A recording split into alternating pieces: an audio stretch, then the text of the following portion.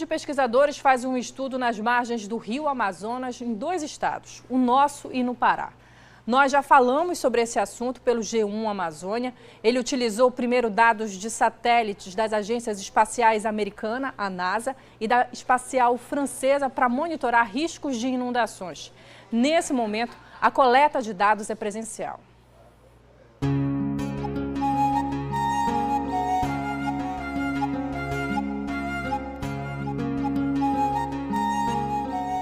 O Rio Amazonas é a maior bacia hidrográfica do mundo.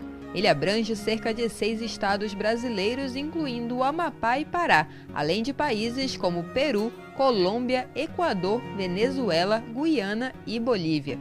Sendo tão grande, monitorar as águas do rio não é uma tarefa fácil, mas que vem sendo feita. O grupo de 10 cientistas por trás desse trabalho deu início aos monitoramentos em Santarém, no Pará, e atualmente coletam dados de solo e água no Porto de Santana. A viagem dos pesquisadores começou no final de janeiro e o estudo conta com informações da bacia amazônica fornecida por satélites. O estudo é para entender um pouco da hidrodinâmica da região e também entender o fenômeno de inundações causadas pelo rio Amazonas, que sofre influências do Oceano Atlântico. A pesquisa é realizada através de um termo de cooperação entre o Serviço Geológico do Brasil, a CPRM, e o Instituto de Pesquisa para Desenvolvimento da França, o IRD. Em campo, pesquisadores da Universidade Federal do Oeste do Pará e do Instituto de Pesquisas Científicas e Tecnológicas do Amapá, o IEPA, também participam. As áreas que podem ser atingidas pelas enchentes ocasionadas pelo encontro das águas são do Pará e aqui no Amapá, principalmente as regiões mais próximas do rio. Entendemos muito bem os processos que estão responsíveis para esse processo de inundação. Então, o que fazemos aqui com nossa pesquisa é bastante simples.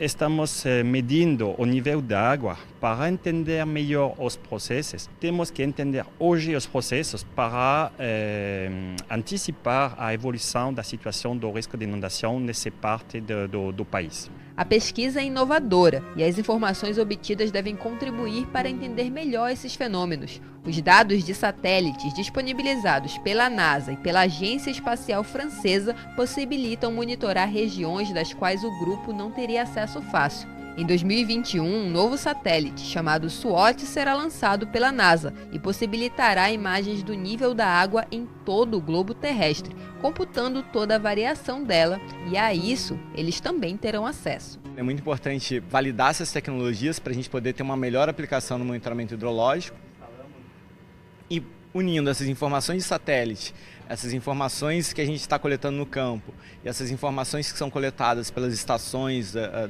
da rede de monitoramento, a rede hidrometeorológica nacional, a gente planeja, fazer um estudo de avaliação dos efeitos de maré no rio Amazonas. Então, uma parte desse estudo é entender como é que vai ficar essa briga aqui, que acontece entre o rio Amazonas e o Oceano Atlântico. O professor Rodrigo trabalha com a biogeofísica da região amazônica e modelagem ambiental. Para os estudos feitos, ele e a equipe utilizam imagens de drone para calibrar os satélites e este GPS avançado para verificar o nível da água. Além disso, a equipe conta com uma estação meteorológica simples. Tudo isso mostra a interdisciplinaridade aplicada ao estudo. A CPRM nos convidou para participar dessa expedição e num interesse de interdisciplinaridade, nós colocamos a bordo equipamentos que monitoram a atmosfera e o nosso foco basicamente é entender quais são as emissões dos rios aqui na Amazônia. A gente sabe que o aquecimento global está aí, então a quantidade de CO2 emitida para a atmosfera ela intensifica esse efeito. E, consequentemente, você tem um efeito dos níveis do mar, e vão ter os efeitos aqui das nossas marés, a dinâmica fluvial, então vai ser impactada também. Então nós estamos tentando correlacionar todas essas variáveis, tanto no clima, tanto na superfície das águas, como também no ecossistema ao redor. A nossa equipe acompanhou um pouco do processo de mapeamento feito pelo grupo.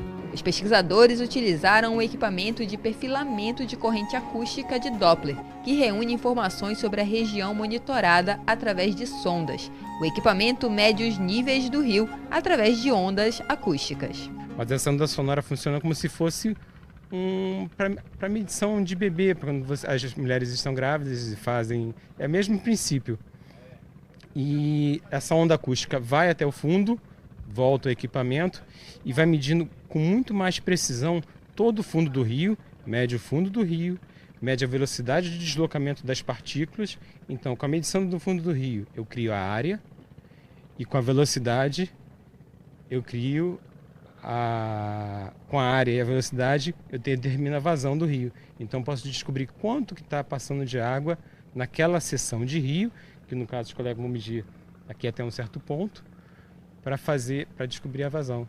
Esse trabalho de coleta já acontece há 50 anos. Com o apoio dos satélites, ele pode chegar muito mais longe. A gente tem aproximadamente 4.000 estações no Brasil inteiro. Nessa região aqui são 270 aproximadamente estações físicas, onde a gente tem os técnicos de campo que visitam, fazem as coletas dos dados, né? E o monitoramento de satélite serve justamente para poder avaliar esses dados, fazer a comparação e validar, né? Do ganho, né, que a gente tem, principalmente do ganho espacial. Os nossos pontos de monitoramento são poucos e o satélite a gente não tem essa limitação, né? A gente tem um ganho espacial muito grande. A pesquisa já percorreu aproximadamente 1.500 quilômetros. Daqui a equipe parte para o Rio Xingu, no Porto de Mós. A equipe deve ficar concentrada em Óbidos, no Pará, por ser uma área que recebe uma alta quantidade de água no Rio Amazonas.